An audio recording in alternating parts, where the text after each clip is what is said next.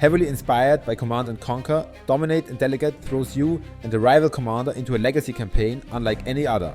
2 players, 2 hidden agendas, and a web of evolving missions that unfold like an epic war novel. I am Jake and this is nerdsection.com.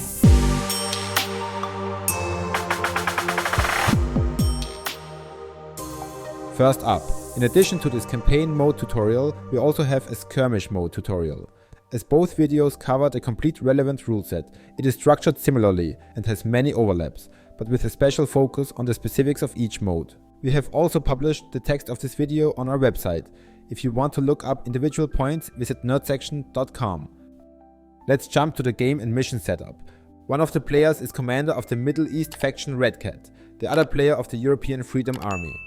In campaign mode, the 2 players play through the entire campaign together and always keep the faction they chose at the beginning. The chapters of the campaign books should only be read once you have started the respective mission. The setup of the game board depends on the respective campaign mission.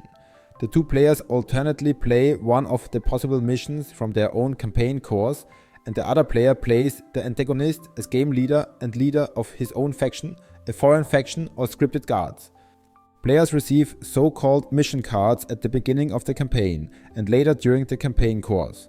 These received mission cards represent the missions that are currently selectable. The player who has chosen a mission from his mission cards is called Player 1 during this mission. His opponent is called Player 2. To set up an outdoor mission, each player receives 1 campaign book, 1 player token, 1 player table, 1 production queue, 1 handheld, 1 infantry box, 1 figure box, containing 1 orbital strike token and all remaining faction figures listed on the respective player table. The EFA commander receives his first mission card, which is Blood Red Sunset Beach. The Red Cat commander receives his first mission card, which is Terminate Hamid Kauri. Now roll the dice to see which of the 2 commanders will be the first to start his first mission. Later in the game, player 1 can have several available missions at the same time. In this case, he may choose 1. In rare cases, orange notes on the mission cards may define a specific order. After the mission has been selected, both players read the message of the mission secretly. Text in a blue box must be read out to the other player. Text in a red box is never explained. Player 2 sets up the playing field according to the instructions. If there is the hint Fog of War exists, then player 2 first deploys only the start deployment.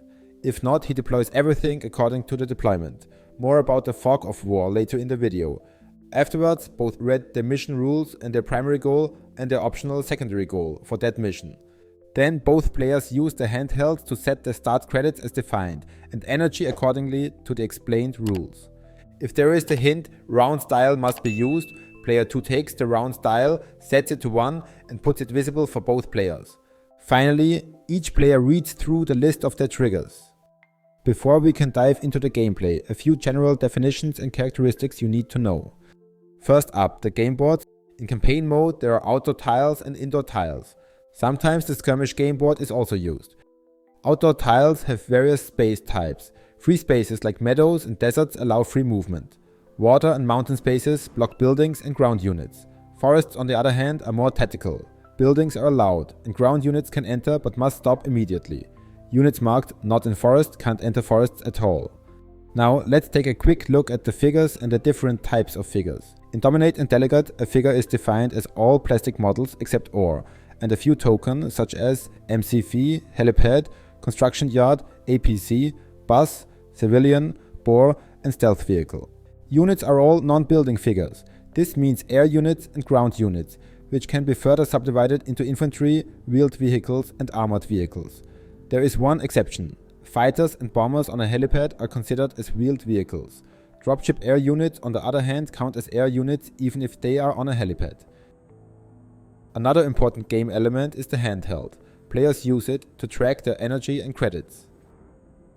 You as a player should always make sure you have enough energy to remain capable of acting.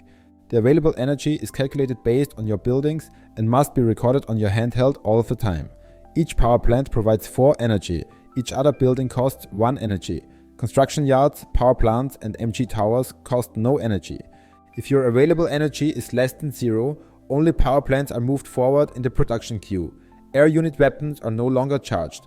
RAK towers can no longer attack and refineries cannot convert ore into credits.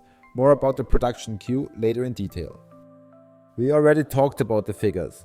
All faction figures have a so-called tech level. You can only buy and produce figures that have a tech level smaller or equal the given tech level of the respective campaign mission. Before we start with the gameplay, a few words about the objective and ending of the game. As already mentioned, player 1 chooses the mission by selecting the mission card. The primary goal is defined on the respective page in the campaign book. However, there are often alternative solutions. A mission continues to play until, due to a trigger, stalemate or surrender, the mission ends. In the case of a stalemate, player 1 loses. After each mission, players note the necessary information in the campaign logbook. Now that we have explained the most definitions and characteristics as well as the game's objective, we can start with the gameplay. A round involves one turn per player clockwise and goes through two phases, the activation phase and the production phase. In each round of each mission, player 1 always starts with his turn. During the activation phase, you activate your figures one after the other and may move them first and then may perform an action with them. Be aware that some figures cannot do both. So let's start with the first option, the movement. It's obvious, but only units can move, not buildings. The speed of each unit is determined by your player table. Each figure can move one space per speed. In general, ground units must not be placed, set up or moved through enemies, buildings, water and mountains. The only exception are armored vehicles that can run over infantry. However, it's always possible to move through friendly or neutral units.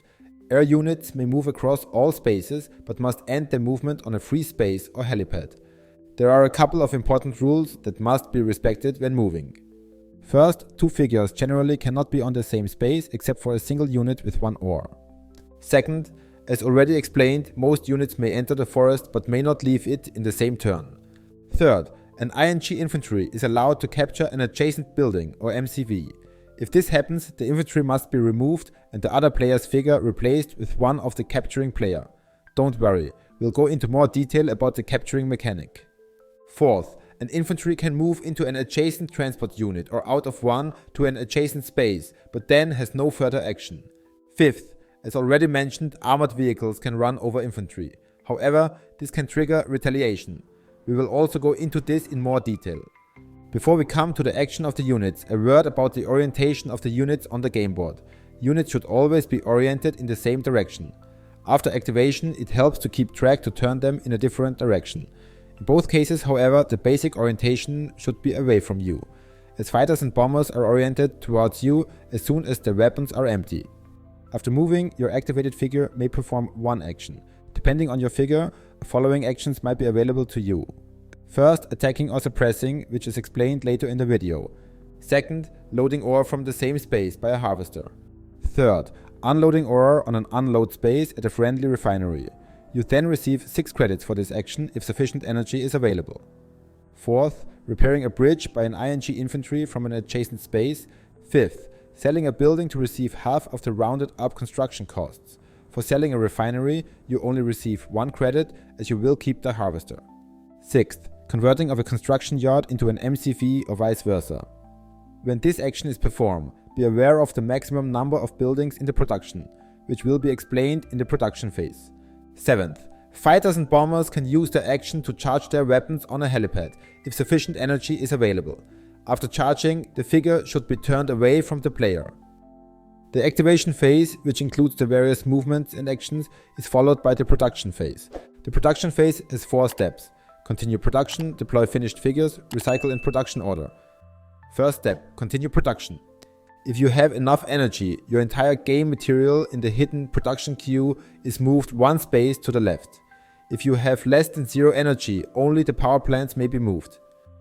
Second step, deploy finished figures. In this step, all your figures on the ready space can be deployed. Let's first talk about buildings. Buildings may only be placed on an empty meadow, desert or forest space up to 2 spaces away from the next faction building. MG towers and RAK towers do not apply to the deployment area of other buildings. If a power plant is deployed, your energy level can be increased by 4. If you deploy any other building, your energy must be reduced by 1, unless it is a construction yard or MG tower which don't need energy. If you deploy a refinery, you can also deploy a harvester on the unload space of this refinery. If there is any infantry on this space, it will be destroyed, but can retaliate. Infantry, on the other hand, may only be deployed on a space next to the barracks. Wheeled vehicles, armored vehicles and dropships may only be deployed on 2 defined spaces next to a factory.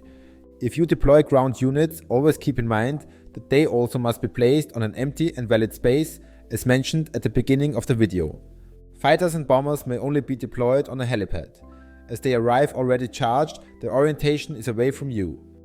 Third step, recycle. In this step, you can cancel current productions by removing elements from your production queue to receive a full refund. In such cases, you can add the credits back to the handheld.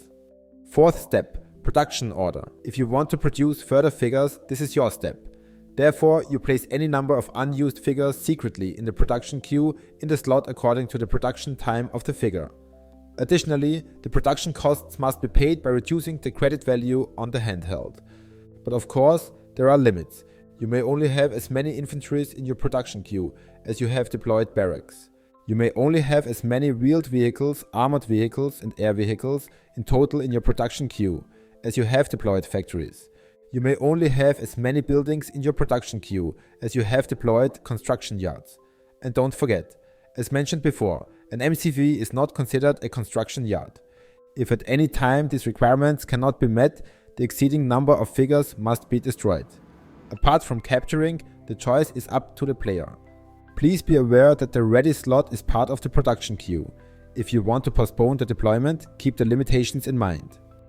After this final step, the player's turn is over, and it's the next player's turn. Now let's continue with something obviously very important, the combat.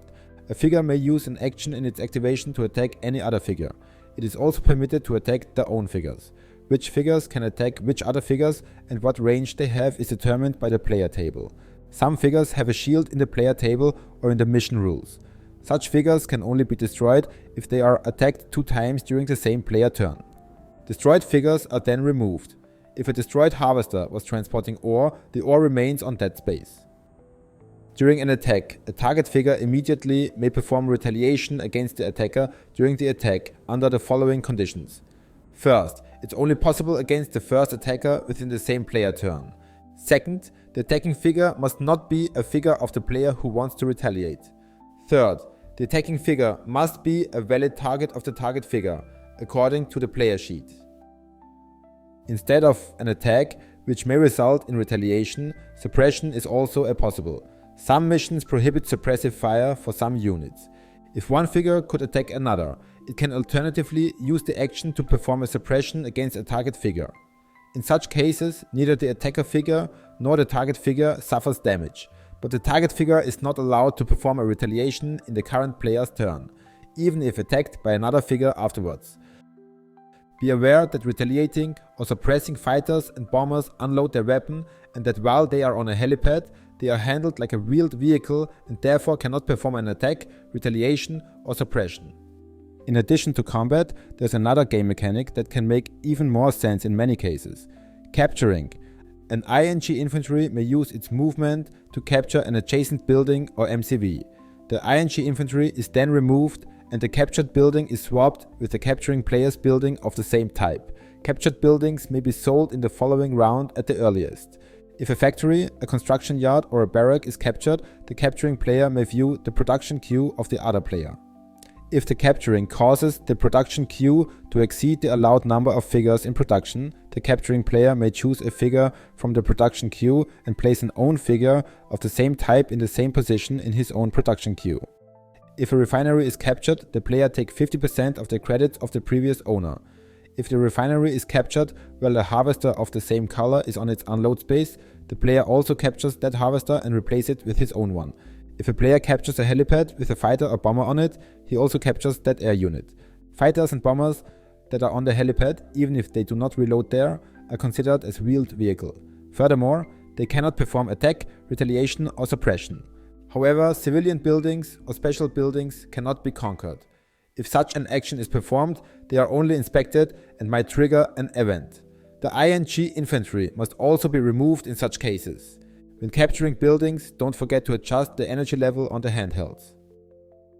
So, those were the basic rules for Dominate and Delegate, the combat and the capturing. Let's now take a quick look into a few special situations. First up, bridges. Bridges are buildings and can be entered by ground units like an empty playing field, regardless of the orientation of the token. The player can decide whether to destroy the bridge or the unit on the bridge. If the bridge is destroyed, the ground unit on it is also destroyed. As long as a bridge is destroyed, you have to treat it like a water space until it is repaired. Next, tilted infantry. In some cases, infantry is tilted. A tilted infantry is inactive and cannot perform movements, attacks, suppressions and retaliations. The figure can be activated to stand up with no further movement or action. Fort can be treated as in free space by ground units. Buildings cannot be placed.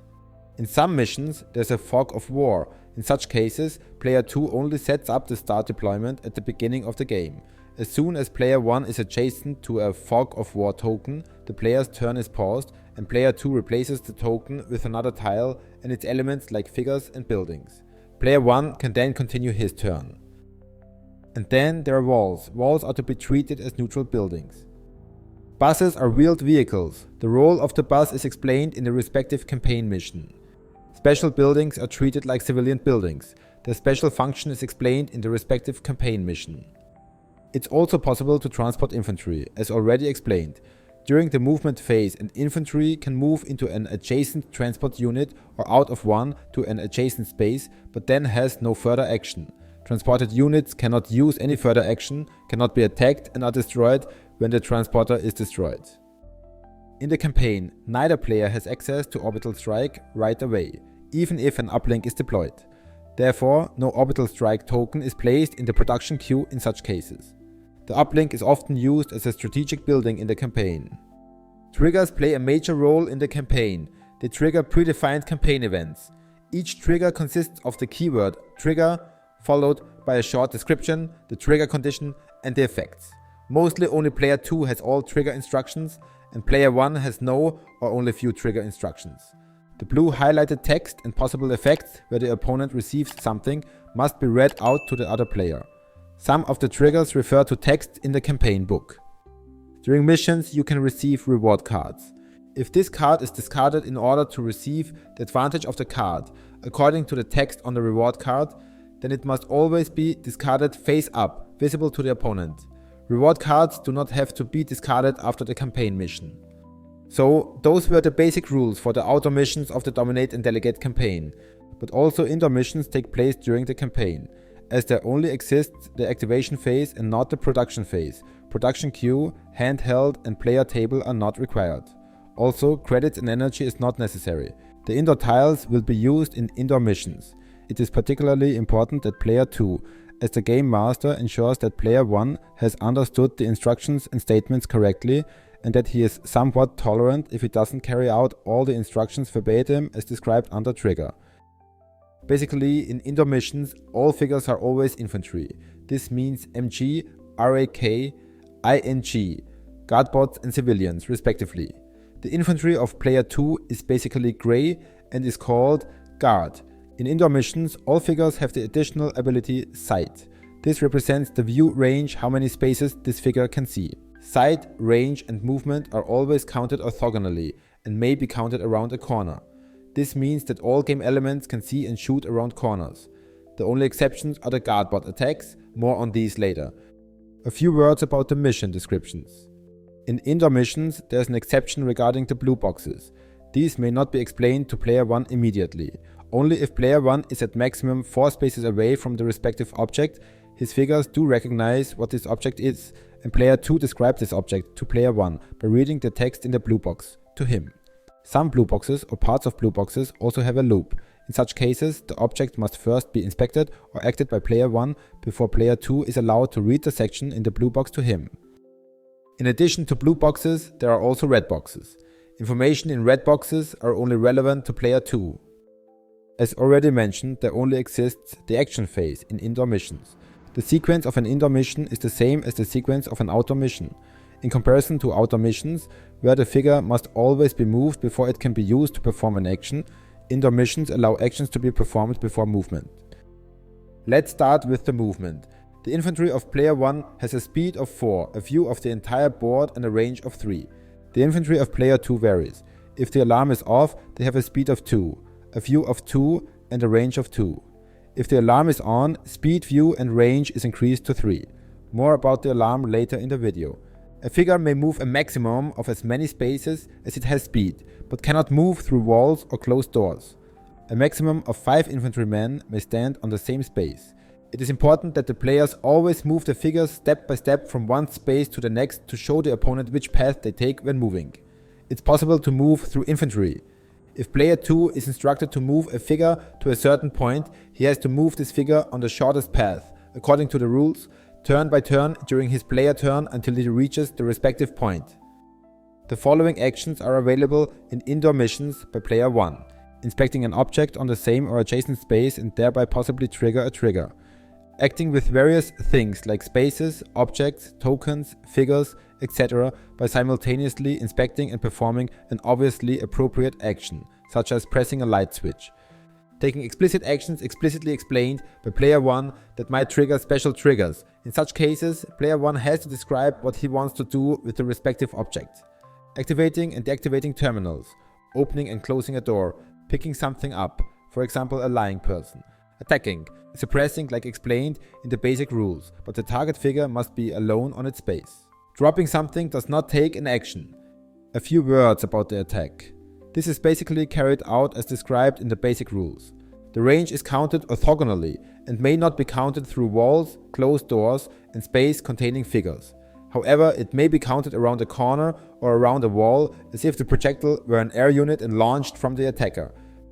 Furthermore, killed infantry is tilted instead of being removed. MG infantry can only attack infantry. RAK infantry can attack closed doors, camera and Sentry-Gun, but not infantry. If the target is a closed door, the space behind that door is considered the target space in order to calculate the distance. An attacked closed door is flipped to open and can never be closed after that. Attacked cameras and Sentry-Guns are removed after the attack.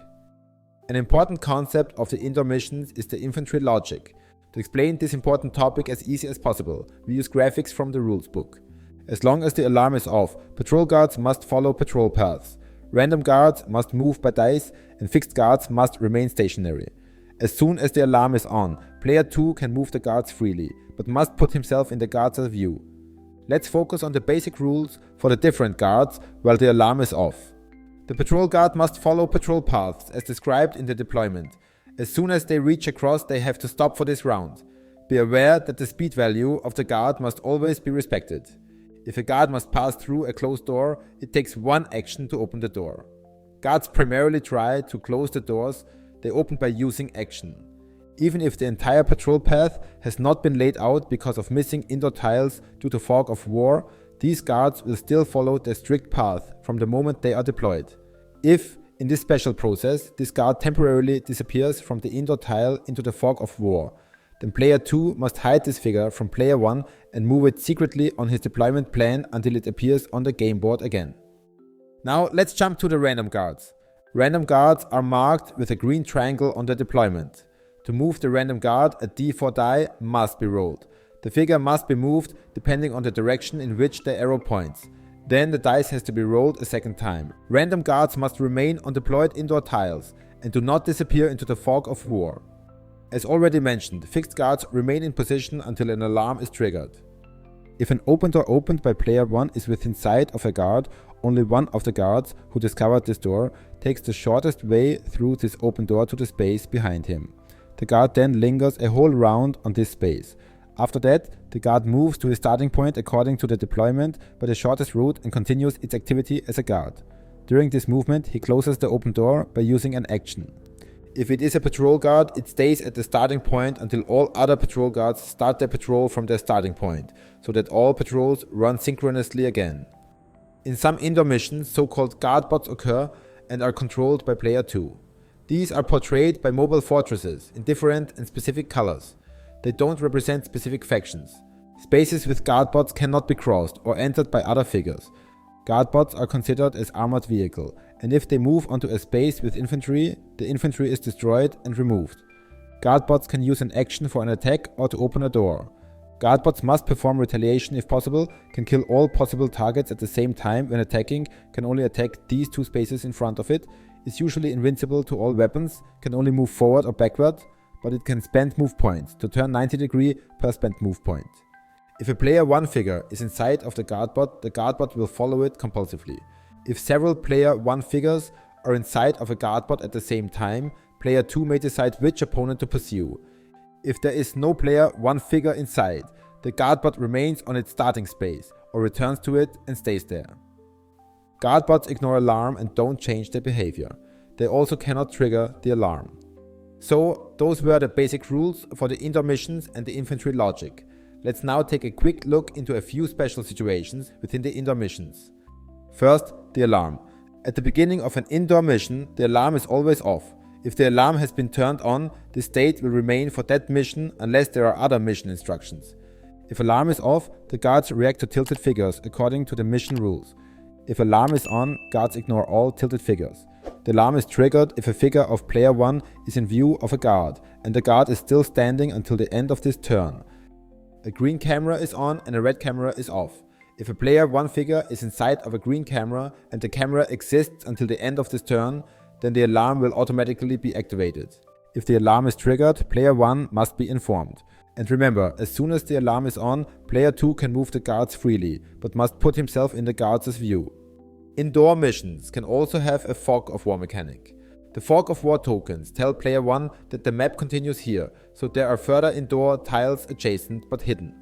Immediately, if a player 1 figure enters an indoor tile adjacent to a fog of war token, then that figure's activation is interrupted and the player 2 replaces the fog of war token with another indoor tile, its material according to the overall deployment and further fog of war tokens if necessary.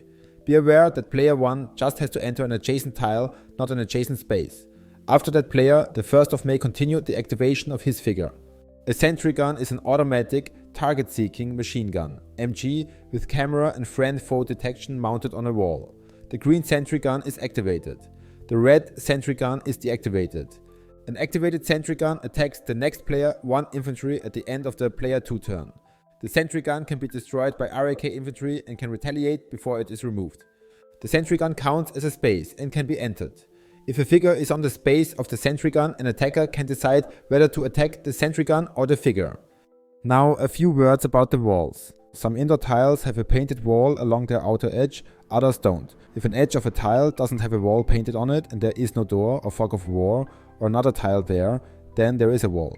If both players have no more mission cards, the political and economic situation of Europe and the Middle East is determined, and the complete careers of both commanders are evaluated by using the formula set out in the rulebook.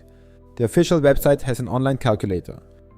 In addition to the skirmish mode and the normal campaign, there is also a solo campaign. The basic rules are the same as the rules for the normal campaign. However, the procedure is based more on the skirmish mode. The skirmish book contains a whole series of solo campaign missions, whereby you must start with mission 1, and lost missions can be repeated. Each mission contains special rules and triggers. Text in red boxes may only be read once the trigger has been activated or you are prompted by the game. The solo player starts the turn, then player 2 is simulated as described in the respective mission rules. And here you have it. We hope you enjoyed this rules video and that it has helped you with your game.